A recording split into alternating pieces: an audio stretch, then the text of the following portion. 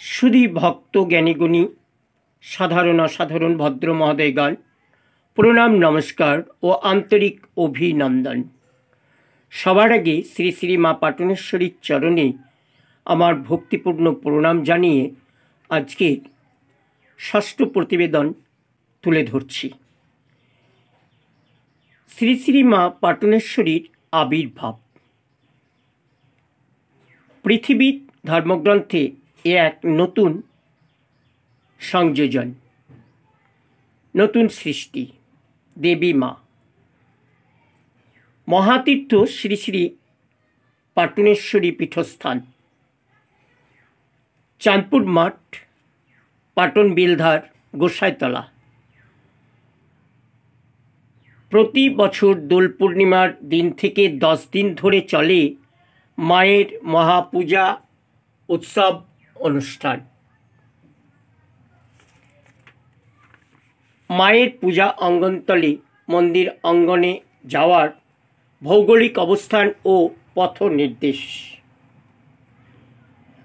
Khargram bus stand হতে যে কোনো গাড়িতে চড়ে যাবে খড়গ্রামের ভিতর রাস্তা ধরে।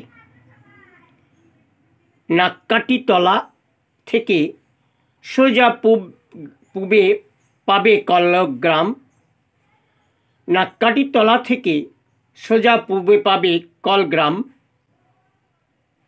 লপাড়া তেমাথাতে উত্তরে যাবে পাটনেশ্বরী ধাম।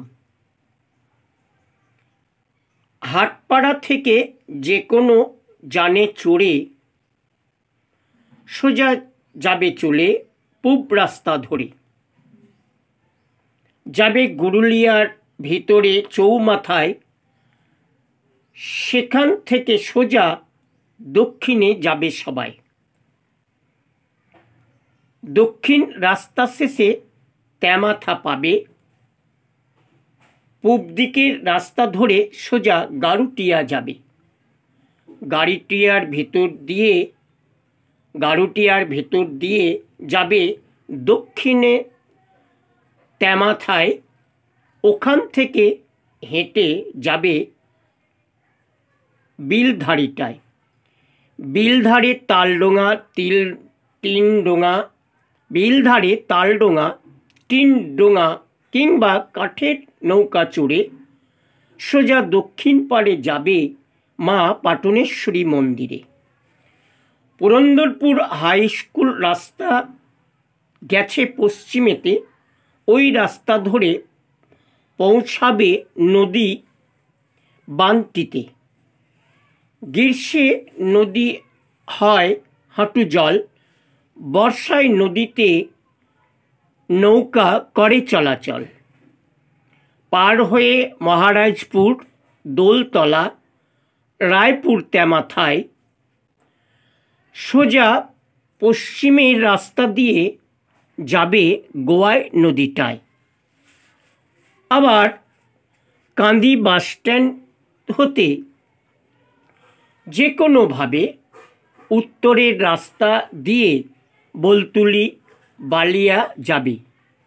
ওখান থেকে বানুর হয়ে যাবে গোয়াই নদীটায়। গোয়াইগ্রাম বাঁয়ে রেখে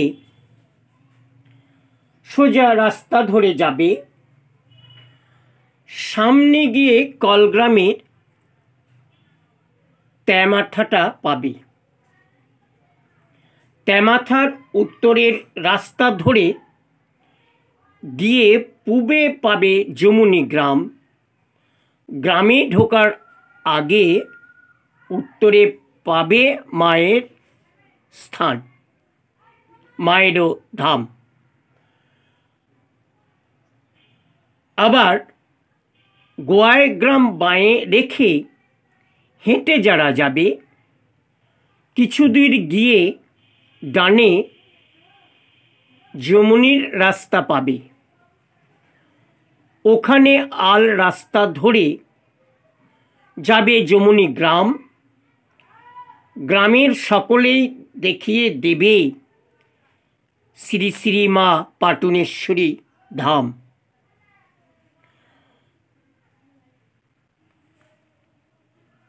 অব্যর্থ ঔষধের কথা। বেনা গাছের মূল, যদিও এখন এটা কুসংস্কার, তবুও বলছি, মানুষের দাঁত ব্যথার উপশম যাতে হয় তার জন্য তুলে ধরছি।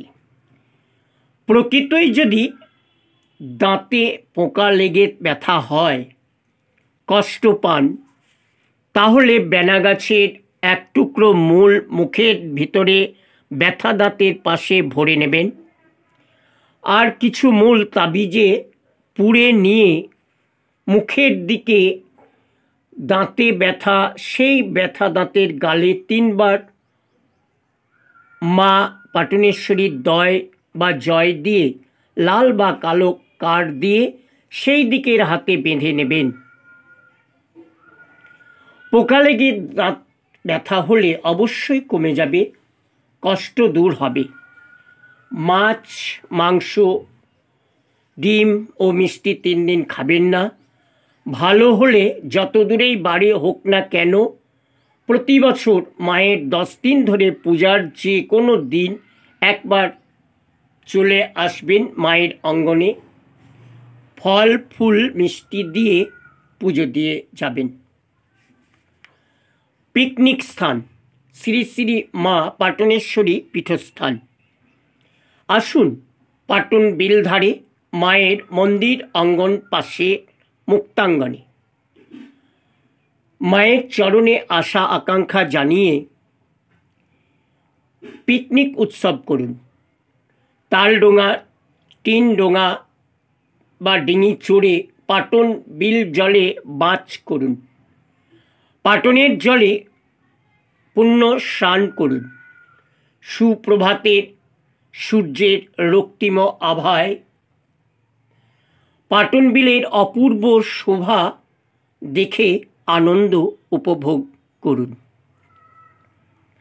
আমার যুক্তিমতে সৎকর্মই প্রকৃত ধর্ম, অসৎ কর্মই প্রকৃতই অধর্ম। জ্ঞানীগুণী জন ত্রুটি ক্ষমা করে দেবেন। নমস্কার।